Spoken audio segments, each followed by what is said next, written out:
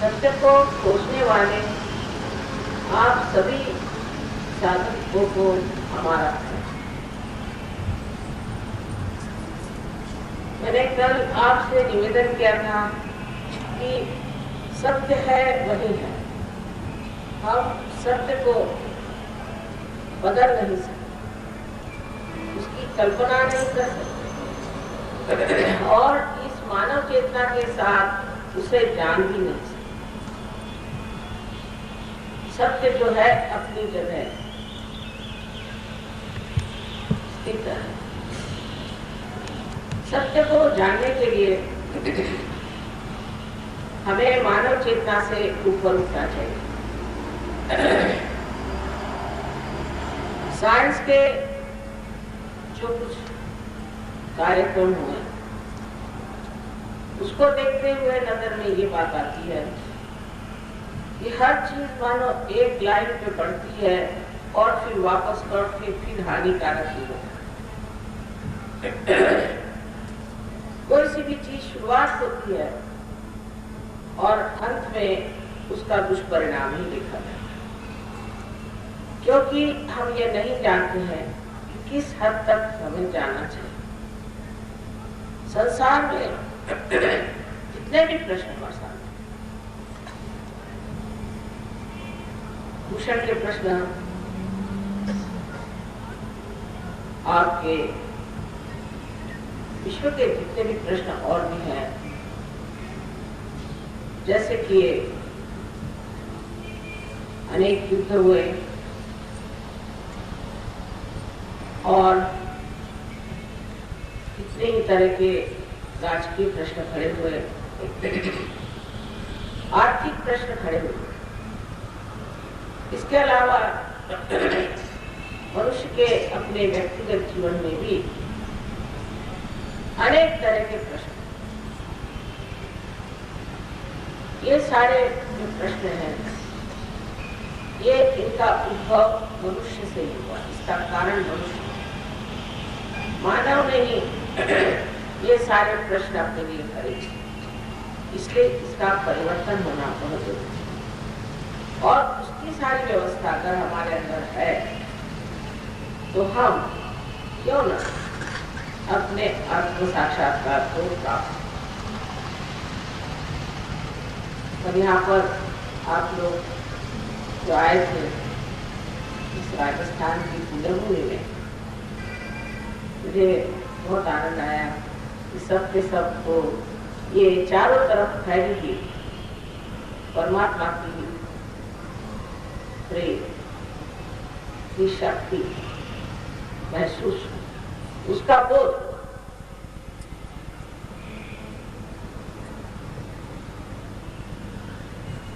लेकिन अब हुआ क्या हमारे अंदर, सो जानना चाहिए। जब कुंडलिनी हमारे चक्रों को भेजती है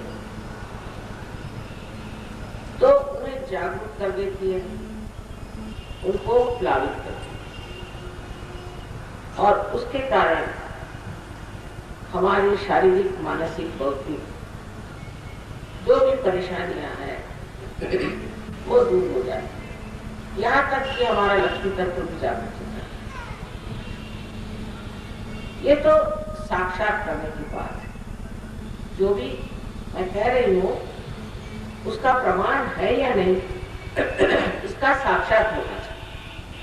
अंधश्रद्धा से ये बात आपको मान लेनी चाहिए, लेकिन जब ये बात हो गई, उसका साक्षात, उसका प्रमाण आपको मिल गया, तब फिर ईमानदारी से मानना नहीं चाहिए। सर्वप्रथम मैंने आपसे बताया कि आप निर्विचार समाधि में उतर, माने ये कि आप उस दशा में जाते हैं जहां आप सतर्क, पूरी तरह से सतर्क, लेकिन आपके अंदर कोई विचार नहीं। जब आप चाहेंगे तब आप सोच सकते हैं और जब नहीं चाहेंगे तब आप एकदम शांत। इस तरह से आप वर्तमान में बदलें। और दूसरी दशा में आप फिजिकल समाधि में जाते हैं, जहाँ आप स्वयं ही अपने मास्टर हो जाते हैं, अपने गुरु हो जाते हैं। इतना ही नहीं, आप सारे अधिकारों से सुशोभित हो जाते हैं कि आप भी दूसरों को पार करा सकते हैं, दूसरों की पूर्ण जागरूक कर सकते हैं। और सारा ज्ञान का भंडार जो ये परम शक्ति है, वो धीरे धीरे आपके अंदर पूर्णतया ज्ञान को देती है। लेकिन ये बुद्धि से नहीं जाना जाता, ये उत्स्फूर्त है, स्फुरना से सारे विचार आते। हमने देखा है कि बहुत सारे लेखक जो बिल्कुल उदीयमान थे वो बड़े भारी लेखक हो गए। बहुत सारे संगीतकार जो कि सर्वसाधारण संगीतकार थे वो बहुत बड़े संगीतकार। कारण ये है कि हमारे अंदर जो प्रेरणात्मक स्फूर्त जिसे क्रिएटिविटी कहते हैं, उसको चालना और उसकी चालना पाते ही मनुष्य एक नए आयाम में आ जाता है कि वो ऐसा कहता है कि पता नहीं कैसे, मुझे ये मैं नहीं बता सकता कैसे, पर एकदम ये घटित हो गया। एक साहब है वो किस सहयोग में आए तो वो कहते थे कि मैं तो बिल्कुल हिंदी या मराठी या अंग्रेजी किसी भी भाषा में कभी प्रभुत्व नहीं पा सकते। वो स्वयं चार्टर्ड अकाउंटेंट, सिर्फ गणित के सिवा मुझे कुछ नहीं आता। हठात एक दिन वो कवि हो गए और बहुत सुंदर कविताएं लिखने लग गए, हिंदी में भी और उर्दू में भी, मराठी में। तो उनको खुद ही आश्चर्य हुआ कि मैं कैसे इतनी सुंदर कविताएं लिख रहे हैं। और वो श्रृंखला इतनी सुंदर बनाने लग गए कि सब लोग सोचने लगे कि ये जो कभी एक शब्द भी इन्होंने किसी वाग्मय में या किसी साहित्य में पढ़ा ही नहीं, वो इतने साहित्यिक कैसे हो। तो ये सारा जो ज्ञान हमें है, ये भी सब परमात्मा की चीज है। जब आप उसके साम्राज्य में करते हैं तो हर तरह का ज्ञान आप प्राप्त करते हैं। किंतु सबसे बड़ी चीज जो हमारे अंदर होती है वो ये है कि हमारे अंदर एक नया आयाम, नया डायमेंशन तैयार होता है, जिसे हम एक सामूहिक चेतना कहते हैं। माने हमारे उंगलियों पर हम महसूस कर सकते हैं, उंगलियों पर हम महसूस कर सकते हैं कि हमारे चक्र क्या है, जो कि आत्मबोध हो गया, और दूसरों के चक्रों में क्या दोष है। अगर हम किसी तरह से ये चीज सीख लें कि हम किस तरह से ये चक्र ठीक कर सकते हैं, तो हो गया। क्योंकि दूसरा कौन है, सब एक ही अंग प्रत्यंग उस विराट। जब वो जागरूक हो गए तब वो जानते हैं कि हम सब एक। जैसे समझ लीजिए कि इस हाथ में कोई शिकायत हुई तो फौरन ये हाथ उसे मदद करने के लिए दौड़ा।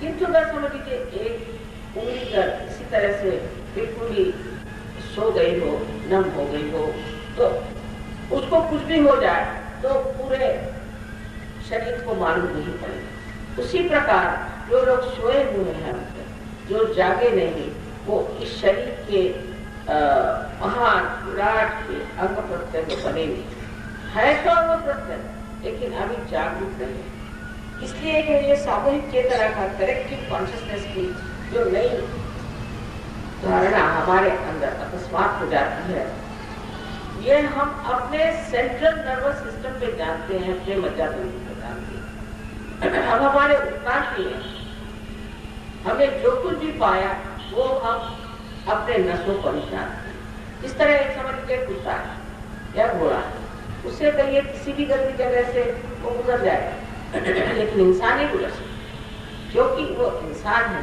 और उसके नाक, घानेन्द्र वगैरह इतने ज्यादा उत्क्रांति में संवेदनशील हो गए हैं कि वो इसको बर्दाश्त नहीं। इसी प्रकार जब मनुष्य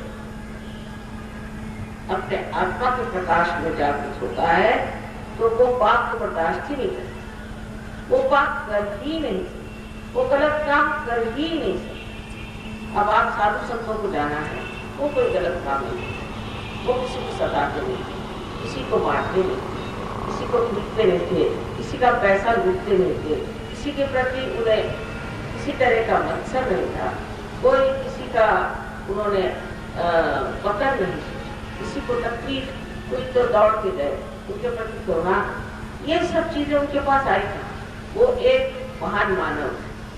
लेकिन जैसे ही आपको ये घटित हो जाता है, ऐसे ही आप भी अत्यंत नेक, अत्यंत शाली और प्रेममय हो।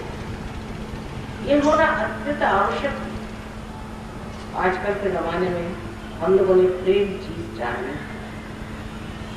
अब देखिए, आप लोगों ने गाना गाया, मेरा इतना हृदय भर आया था कि समझ नहीं रहा था इस तरह से इससे होके, क्योंकि हम भी, हमारे भी पूर्वज राजस्थान के थे, बहुत पुराने पूर्वज हमारे राजस्थान के बाद में जा करके वो महाराष्ट्र में रहने लग गए, शालीवाहन।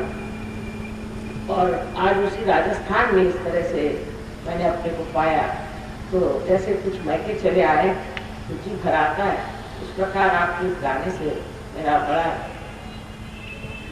मुझे जैसे ऐसा लगा कि सागर में जैसे उमड़ पड़ा। तो इस तरह से मनुष्य की भावनाएं जो है वो भी अत्यंत संतुलित और अत्यंत प्रगाढ़।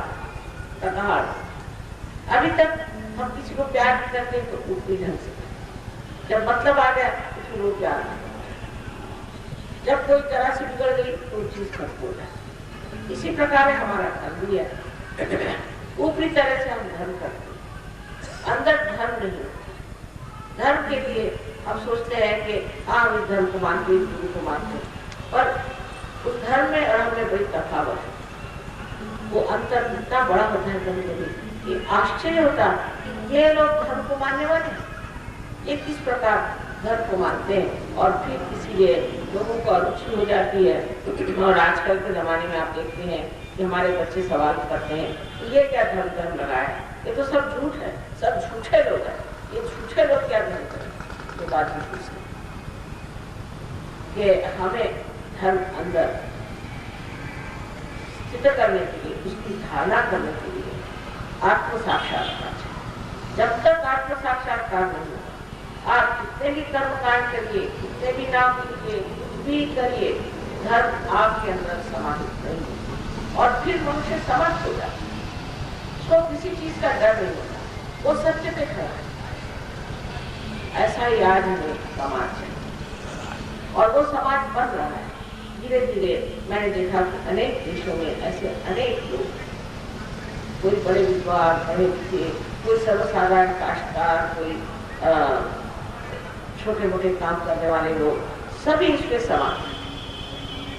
थोड़े दिन पहले दिल्ली में एक प्रोग्राम हुआ था, तो मैंने देखा कि डॉक्टर्स एंड इंजीनियर्स और इनकम टैक्स कमिश्नर्स और सेक्रेटरी साहब और उसके साथ में हमारे देहात के लोग और सब बैठ के तालियां पीट के गाना गा रहे हैं। मैंने कहा ये तो हो क्या गया, भूल गए सब अपनी, नहीं तो ये तो किसी के साथ बैठने वाले थे।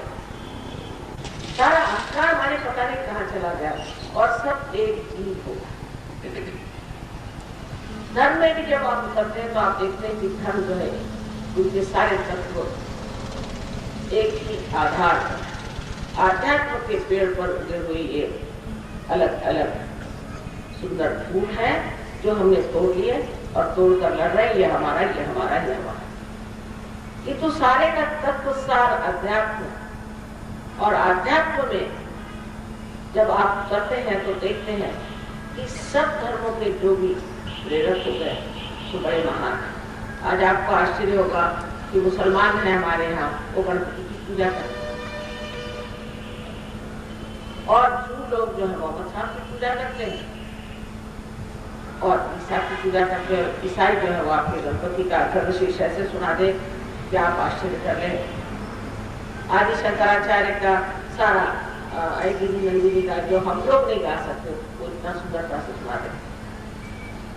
आप लोग देखिएगा इसके अगले साल में उन सबको यहाँ लाऊंगा और आप आश्चर्य करें ये लोग इस तरह से उन्होंने हमारी सभ्यता को, हमारी संस्कृति को इतना आसानी से अपने पास ले लिया। नहीं तो एक शब्द भी अंग्रेजी का बोलना माने कठिन नहीं, हिंदी का बोलना कठिन। अंग्रेज लोगों को अगर एक भी शब्द हिंदी का सिखाना है तो कम से कम 1 महीना, उस पर भी वो लेता। और अब ऐसा देखा गया है कि ये लोग पता नहीं हिंदी में कविताएं भी बनाने लगे। तो आपके भारत की सभ्यता जो है सारे संसार में है। हम चाहे इससे वंचित हो रहे हैं, लेकिन वो अपनी भी सभ्यता में जो खराबियां हैं वो सर जो पूरी तरह से निकल है। और एक तरह से ऐसा कुछ वातावरण बन गया है कि बहुत ही सुंदर एक बुद्धिमान लोग हैं। और जैसे कहना चाहिए कि एक देवदूत के आपसी प्रेम, आपसी बातचीत बहुत सुंदर है।